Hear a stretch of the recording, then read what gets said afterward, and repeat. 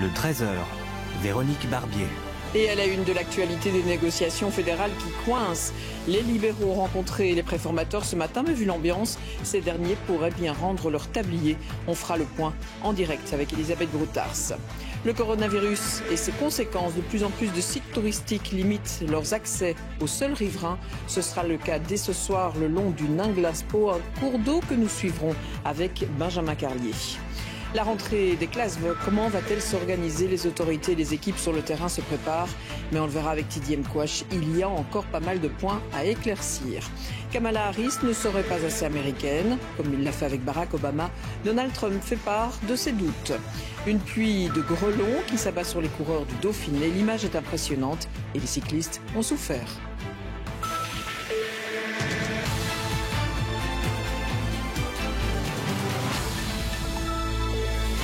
Bonjour à tous, on est donc proche de la rupture au niveau politique. Les négociations coincent, les préformateurs ont rencontré les libéraux ce matin et l'ambiance était visiblement glaciale. Alors à ce rythme-là, Elisabeth Broutars, eh bien, ces préformateurs n'auront d'autre choix que d'aller chez le roi pour être déchargés de leur mission? Oui, selon nos informations, c'est un constat d'échec, clairement, de la part de Paul Magnette et Bart De Wever. Les deux préformateurs avaient normalement un nouveau rendez-vous ici au palais lundi et devaient faire un nouveau rapport au roi. Mais il se dit qu'ils pourraient plutôt présenter leur démission au palais. Ce constat d'échec, eh bien, il fait suite aux événements de ces dernières heures. Il fait suite aux divergences d'opinion avec les familles libérales, la famille également écologiste et à la rencontre entre les préformateurs et la famille libérale ce matin. Une rencontre qui s'est faite, nous dit-on, dans une ambiance glaciale. En tout cas, pour le président du MR, Georges-Louis Boucher, il n'a pas été possible d'avancer car Paul Magnette et Bart De Wever ont refusé de faire évoluer leur note. Écoutez. À partir du moment où une note ne peut pas évoluer, eh bien alors comment voulez-vous convaincre des partenaires d'y entrer? Donc nous on est tout à fait d'accord sur le fait qu'on doit faire des compromis, que l'équilibre entre PS et NVA n'est pas simple, donc on ne doit pas compliquer les choses, mais on ne peut quand même pas non plus rentrer dans un gouvernement en n'ayant aucun point qui nous paraît important. Alors ça sent l'échec, on l'a compris Elisabeth, mais que va-t-il se passer à présent? Eh bien, si les deux préformateurs démissionnent, c'est normalement le palais qui devrait reprendre la main. Il pourrait confier une mission, nous dit-on, aux écologistes et également aux libéraux. En tout cas, les écologistes, eux, attendent encore d'avoir peut-être une nouvelle entrevue avec les préformateurs cet après-midi ou alors ce week-end. Voilà pour ces précisions en direct donc du Palais Royal. Merci beaucoup Elisabeth.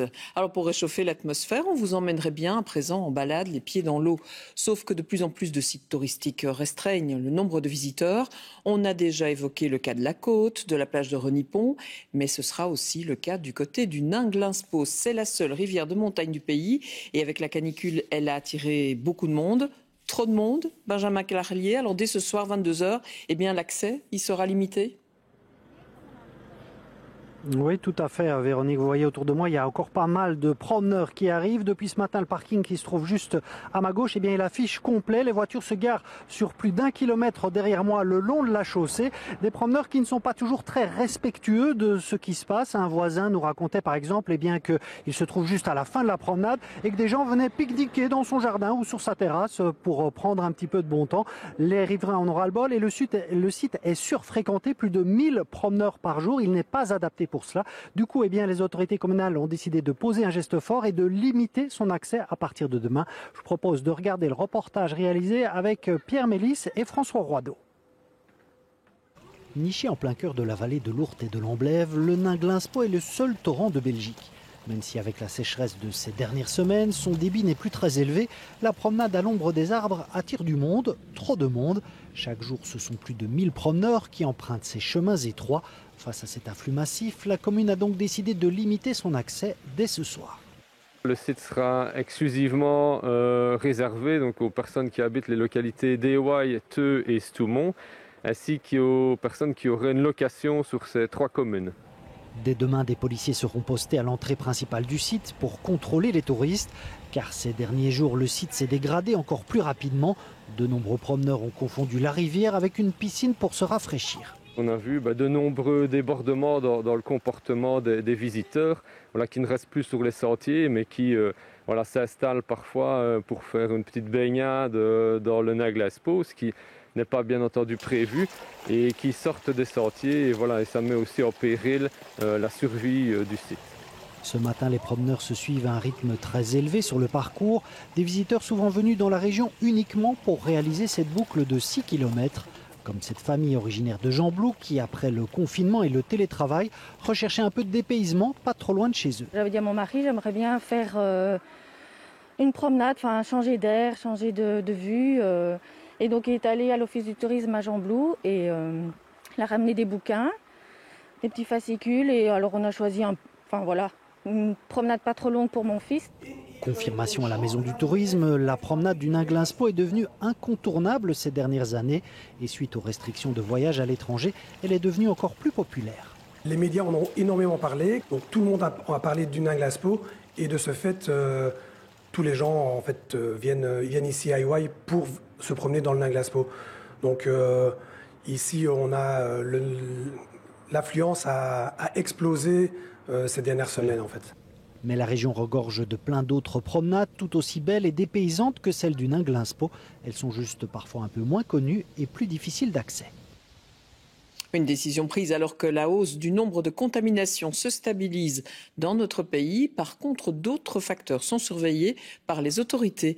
Hier, par exemple, 15 personnes sont mortes. En 7 jours, la moyenne quotidienne des décès a d'ailleurs quasiment doublé. Mais la chaleur a peut-être joué. Le point sur la pandémie en Belgique avec Martin Bulter-Reis. Bonjour à tous, goedemorgen allemaal. Si les chiffres de contamination se stabilisent, le centre de crise arrive aujourd'hui avec cette information. Le nombre de décès, lui, augmente. Nous avons constaté une forte augmentation du nombre de décès depuis le début de la semaine, avec 11, 13 et 9 décès observés respectivement les 3 premiers jours de la semaine. Précision, 3/4 de ces personnes résidaient dans des maisons de repos et de soins. Des personnes âgées, donc décédées dans leurs établissements ou à l'hôpital. Mais voilà, ce pic coïncide aussi avec la canicule de ces derniers jours, ainsi qu'une forte concentration d'ozone. Nous savons que chaleur et ozone peuvent affecter les personnes âgées et les populations les plus faibles. Il n'est donc pas impossible que ces deux facteurs aient joué conjointement pour expliquer ce pic de mortalité. Nous ne savons pas exactement lequel de ces facteurs a contribué au décès. Voilà qui a de quoi semer le doute. Ces personnes sont-elles donc décédées du coronavirus, oui ou non? Si ce doute persiste, pourquoi sont-elles alors comptabilisées dans les décès liés au Covid-19? Certains pointent une surévaluation qui entraîne un sentiment de peur. Les décès, à la fois chez les jeunes et surtout les personnes âgées, c'est lié toujours à d'autres facteurs de risque. Et donc, il faut plutôt mettre en avant comme diagnostic principal les autres facteurs de risque. Je sais pas, une déshydratation, une décompensation cardiaque, respiratoire ou une décompensation rénale, par exemple, qui fera en sorte que c'est la cause principale du décès. Donc, tout attribuer à ce stade-ci toujours au Covid-19 est une erreur. Je pense que la Belgique doit trouver un système de comptage beaucoup plus sensible, beaucoup plus spécifique au Covid-19 pour avoir une vraie réalité, je dirais, de l'effet de l'épidémie, de l'impact de l'épidémie. Pour rappel, la Belgique est toujours numéro 1 mondial du nombre de décès par rapport à sa population et c'est clairement lié à une méthode de calcul. Ailleurs dans le monde, c'est le même combat, la même crainte de voir une deuxième vague arriver. La Grande-Bretagne a d'ailleurs décidé d'élargir la quarantaine à tous ceux qui arrivent de France, de Monaco, de Malte ou de Pays-Bas. Dès demain, ils devront s'isoler 15 jours. 160 000 Britanniques seraient actuellement en vacances en France. Certains tentent apparemment déjà de revenir en catastrophe pour échapper à la mesure. Exemple avec ces images filmées à la gare du nord de Paris. Il y avait du monde à Calais également ce matin. À noter que la France promet la réciprocité. Et puis en Nouvelle-Zélande, le confinement d'Auckland se prolonge, 12 jours de plus. La ville enregistre de plus en plus de nouveaux cas après 102 jours sans contamination. Puis non loin de là, l'Australie qui a pris d'importantes mesures pour protéger les aborigènes du nord du pays. Leur territoire est interdit aux visiteurs venant de zones touchées par le coronavirus et cela jusqu'en 2022. Un contexte global qui montre que la prudence est toujours de mise. Mais dans moins de 3 semaines, les vacances se terminent dans notre pays. La rentrée des classes pourra-t-elle avoir lieu normalement? Alors ce n'est pas encore décidé, Tidiem Quash, mais une réunion est en cours. Elle rassemble différents acteurs du monde de l'enseignement au niveau francophone. Alors de quoi vont-ils discuter? Eh bien Véronique, l'objectif c'est vraiment d'essayer d'avoir la rentrée scolaire la plus normale possible avec un maximum d'enfants présents dans les écoles, tout en appliquant des protocoles sanitaires clairs et adaptés à l'évolution de l'épidémie du coronavirus. Avant les vacances d'été, 4 codes couleurs avaient été fixés, 4 scénarios allant du vert au rouge, de pas de risque à risque élevé. Aujourd'hui, le code est jaune, c'est-à-dire un risque faible. Et si ce code reste en vigueur au 1er septembre, ça signifie que tous les élèves du maternel et du primaire rentrent à l'école 5 jours par semaine. Quant au secondaire, il s'agira d'une rentrée à 100% aussi, mais 4 jours par semaine. Les mercredis matins seront consacrés aux cours à distance ainsi qu'à la remédiation. Beaucoup plaident pour le maintien de ce code jaune. Les 3 ministres de l'Éducation en Belgique remettront ensemble un avis, une note au prochain Conseil national de sécurité pour une rentrée coordonnée sur l'ensemble du pays. Oui, un CNS qui pourrait avoir lieu la semaine prochaine. Et puis, il y a d'autres choses, TDM, qui vont devoir être prises en compte. Oui, il faudra vraiment être attentif à l'évolution de l'épidémie, adapter le code couleur au plus proche de la réalité sanitaire. Car si on devait basculer du code jaune au code orange, si rien ne change pour les maternelles et les primaires, pour les secondaires, il faudra scinder les classes en 2. Et il s'agira de 2 jours de présence par semaine pour les élèves. Ça nécessitera aussi un temps d'adaptation pour les écoles. Et puis, il y aura la question du port du masque, notamment dans les secondaires où on parle de le porter quasiment tout le temps. Il faudra aménager des moments pour quelque peu respirer, mais tout cela doit encore être discuté pour une rentrée scolaire des plus sereines. À suivre, donc merci TDM pour ces précisions en direct. Une rentrée qui sera en tout cas solidaire à Anderlecht. Les jeunes de la commune se mobilisent pour rassembler du matériel scolaire. Ils vont remplir 500 cartables destinés à des enfants touchés par la crise du coronavirus. Ce n'est pas leur première action tournée vers les autres, puisque pendant le confinement, ils avaient fourni 4500 colis alimentaires à des familles en difficulté. Dans ce cartable, tu mets une trousse, 2 gros tubes de colle prite, là, ceux-là, une paire de ciseaux. Cela fait déjà plusieurs jours qu'ils sont des dizaines de jeunes d'Anderlecht à se relayer ici pour composer ces cartables solidaires. Grâce à de généreux dons, il y en a pour les filles et les garçons de la première primaire à la 2e secondaire. On sait exactement ce qu'il faut dans un cartable et on sait exactement que quand ils ne l'ont pas, c'est très difficile de pouvoir suivre en classe et donc il ne faut pas qu'ils soient les premières victimes, ils y sont pour rien et donc je pense que la première des choses c'est de pouvoir les contenter, qu'ils rentrent sereinement en classe et que quand on voit que certains parents ont perdu leur boulot et que 50 €, quand on a 5 enfants, c'est quand même 250 €. À 22 ans, Jawad s'investit dans son centre de jeunes. Pendant le confinement, il a composé des centaines de colis alimentaires pour les familles en difficulté. Cet été encore, il consacre une partie de son temps à aider les autres, une expérience qui le fait grandir de jour en jour. On va dire que ça se voit pas mais, par mon visage, mais au fond de moi, je sais que ça m'a vraiment beaucoup servi. J'ai évolué par la pensée, je me suis développé, comment on voit le monde différemment aussi. Quand on voit que les gens ont une réalité assez difficile, une vie assez difficile à poursuivre. Et voilà, quoi, c'est vraiment un plaisir d'aider les gens. Chaque cartable contient le kit de base d'une année scolaire entière. Pour les familles dans le besoin, il s'agit d'un sacré coup de pouce, comme pour Sehan qui reçoit son sac à dos pour son entrée en première secondaire. Son sac à dos avec tout ce qu'il faut dedans, les compas, les fluos, les chemises en plastique. Je crois que j'aurai une bonne année, comme tous mes amis de mon école maintenant, on sera presque tous dans la même classe et je serai très heureux de commencer cette nouvelle année en première secondaire. Qu'as-tu envie de dire à cette association ou à ces jeunes qui t'offrent ce cartable aujourd'hui ? Ils font un très bon travail pour les jeunes et que je les remercie du fond du cœur. Des merci et des sourires qui réjouissent ces jeunes anderlechtois pendant cet été placé sous le signe de la solidarité. Bonjour, Estelle Falzen pour vous informer. Une stupidité stratégique pour l'Iran, une trahison de la cause palestinienne pour la Turquie, une chose extraordinaire pour les États-Unis. C'est comme ça qu'est qualifié l'accord de paix historique entre Israël et les Émirats arabes unis par la communauté internationale.